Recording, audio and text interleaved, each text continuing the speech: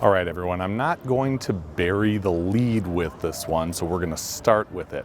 The PWBA Anniversary Open champion is someone who grew up a Bears fan. That's okay. It's okay. She bowled great out here. She won the title match, kept the ball in the pocket, left makeables, picked them all up. A spectacular performance for Josie Barnes, who is now a 6-time PWBA champion.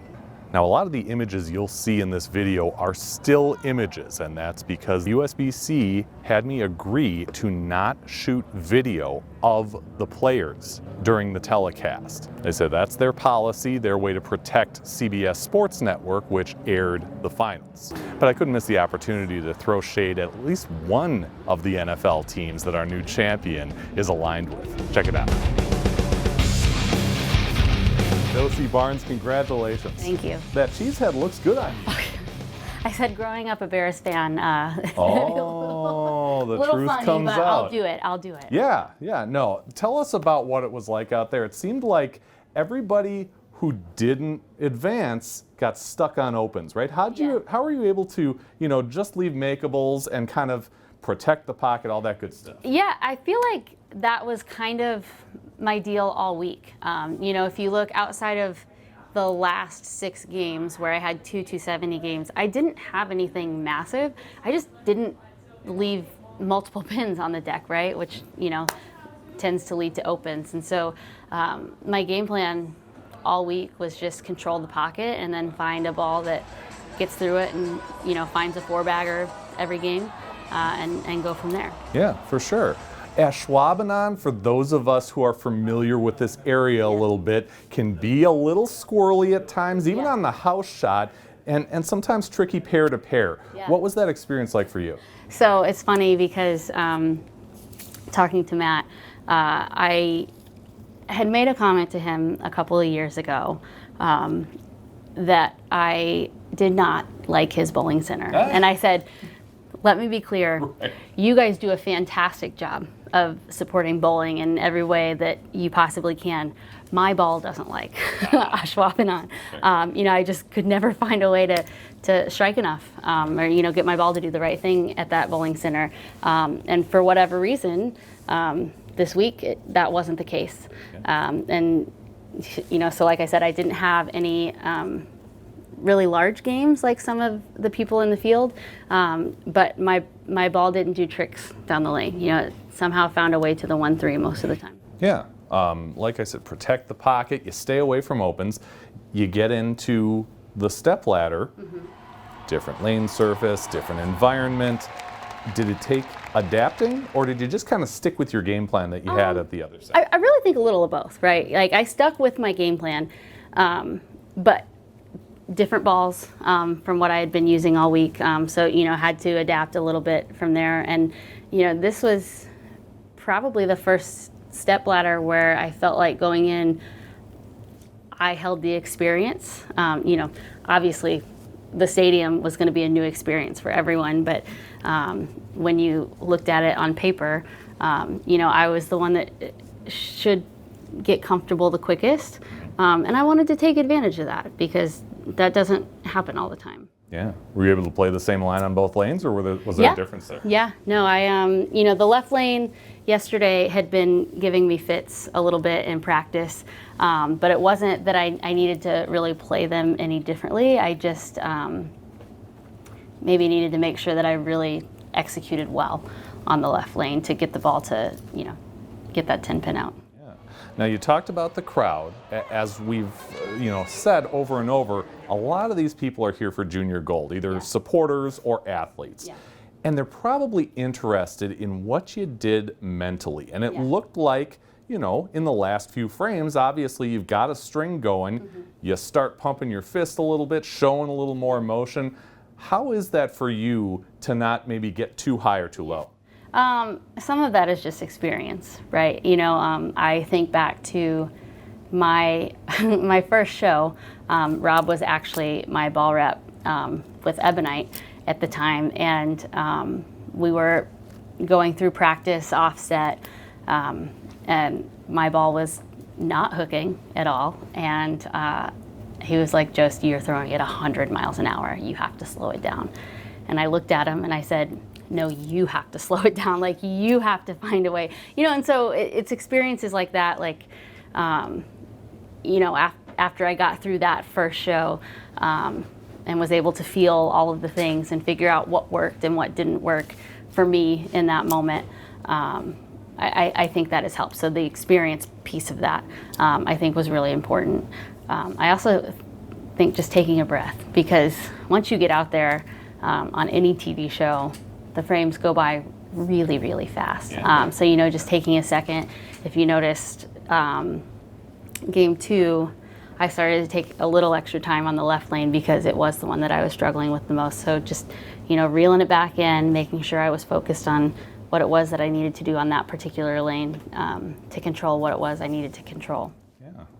Those of us who are house hacks, who bowl leagues, who maybe shoot some local tournaments, will never really know what kind of difference a ball rep makes.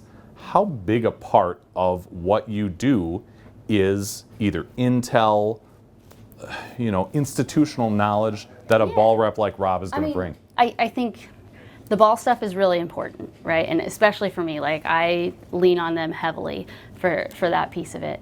I also think, like, specifically with Rob and I, we've been around each other so long that he can pick up on, like, hey, you just threw that one firm. Like, you're getting a little quick. I can tell that your mind's getting a little fast. Let's slow it down a little bit. And so they're kind of, they play a lot of parts. They're there for the ball intel. They're there for the coaching. They're there for the mentality piece of it, because they get to know you as people. And so I do feel that that's really important.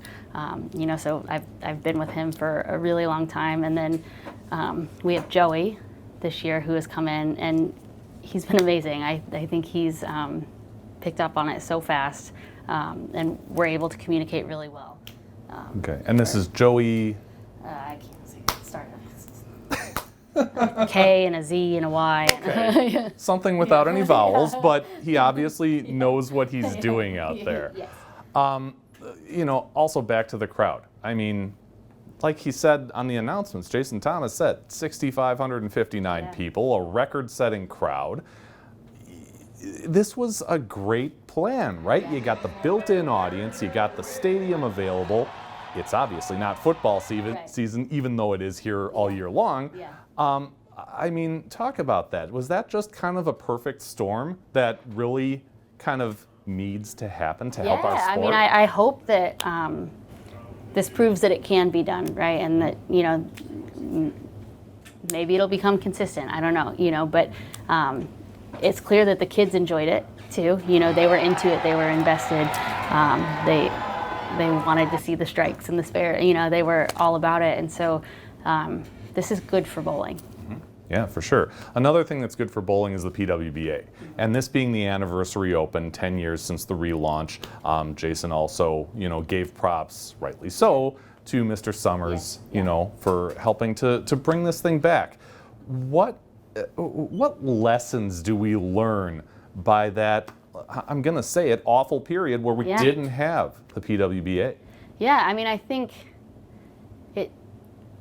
right now you can see how important it is in the kids that are coming up. The Kaylas that I just bowled in the final, the Noras that are coming from Europe. That wasn't really the case year one of this, and I think a lot of that is due in large part because we didn't have it for so long. But once they saw that it was sustainable and competitive, it feels like over half of our tour are international kids that come over and do some really amazing stuff. I know for me personally, I was that weird in between. I was in college and there was no tour, so it wasn't really my plan to do that, but I was able to, jump on as soon as they brought it back. And so I think in any sport that wants to find success, you have to have a professional option after that. And I think you can see that now. With the women's tour. For sure. Your daughter hasn't folded herself into that chair just yet, but she was like the first face we saw when you locked it up. Yeah. What's her name and what did that moment mean to you? This is Lisa Ruth. You want to come say hi? Yeah. This is Lisa Ruth. Hi, Lisa Ruth. And this was her first TV show that she had sat on. She was there in Nashville when I made the top 4 or 5 for that event. But first real TV show, and it was pretty cool, right? To get a hug from you after I won. Yeah, she was really excited. She bowled her first Pro-Am this week and loved that and made lots of friends. I think I'm maybe like number 3 on her list because she clearly likes Verity, right? Yeah. She's a good one. Yeah, I think your favorite is Lee Jane, right? You love your Jane. Yeah. So you love all the champions. Yes, yeah. She likes Lee Jane because Lee Jane is also a Swiftie, like us. You know, the up-and-coming ladies, you have a close connection with them at Vanderbilt University. We saw the support that Kayla had here from her college coach, from, you know, the other colleagues. Yeah. How big a part is what you do competitively, you know, influenced by the support that you have back at Vanderbilt? Yeah, I mean, I think in so many ways. I mean, we could do a whole diagram of all the ways that I think it's all interconnected. You know, I think, you know, to start, I have, you know, my boss was here, head coach John, had come, and he's really supportive of all of the things that I do. I have an amazing AD in Candace Lee that, you know, totally supports everything that I do, and she's just a super powerful woman, you know, that you strive to, you know, be like her. And then all of my student athletes, you know, they inspire me all the time. I feel like as much as I'm trying to help them learn, I learn a lot from them too. You know, I think that my bowling got better as I became a coach because you see things through a different lens, and, you know, on top of the thousands of balls, you know, you see go down the lane. They make me better. Yeah, for sure. 6 titles now. Yeah, it's crazy. Isn't that cool to hear? Yeah. What does that mean to you? You know, I don't know. You know, because I won the first one and I felt like, yeah, I've done the thing. You know, like I've lived my dream. And then you know, you get to where you're not totally satisfied and you're like, it'd be cool to have 2, to be someone that says I have multiple titles. And, you know, once I got to that, you know, you're never satisfied. And so this one to me is really special, not just because of the environment, but I've had good seasons, but I never felt like I had the opportunity to win 2 in a season. And so this feels really good. Yeah. And next is the Lucy. Right. Are you bowling? And if so, who's your partner? I'm bowling with Stu Williams, What do we say about Stu? Spoon your stew! Yeah, she loves his name. She says, spoon your stew. Yeah, she loves Stu. Yeah, we bowled the last couple of years together. We have a great time. He was actually one of the ball reps at the Queens when I won, and you know, we worked really well together there. So I'm excited. He's a lot like her in that he keeps it honest, and he'll tell me you're bowling good or you're bowling bad, and you know, straight down Main Street. But yeah, I'm excited. All right, good deal. I'm going to get you out of here on this. We're in Green Bay. Yeah. I know you're a Bears fan. I know you grew up that way.